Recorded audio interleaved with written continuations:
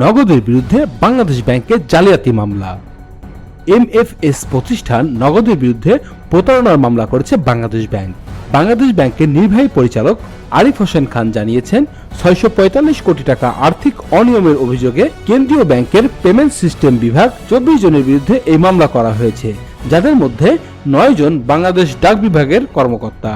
অভিযুক্ত ব্যক্তিদের মধ্যে আছেন নগদের সাবেক ব্যবস্থাপনা পরিচালক তানভীর এ মিশুক ও ডাক বিভাগের একজন সাবেক মহাপরিচালক।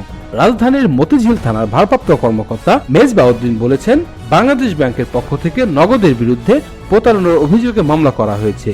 গত 5ই আগস্ট শেখ হাসিনা সরকারের পতনের পর অন্তর্বর্তী সরকার নগদের প্রশাসক নিয়োগ দেয়। অভিযোগ, নগদের পরিচালন ব্যবস্থার অনিয়ম আছে।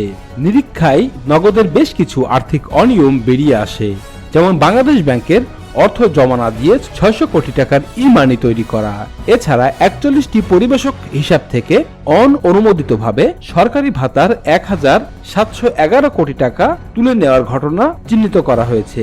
এসব অনিয়মের ঘটনা উদ্ঘাটনের ভিত্তিতে কেন্দ্রীয় ব্যাংক আইনি ব্যবস্থা নিয়েছে বলে জানানো হয়েছে।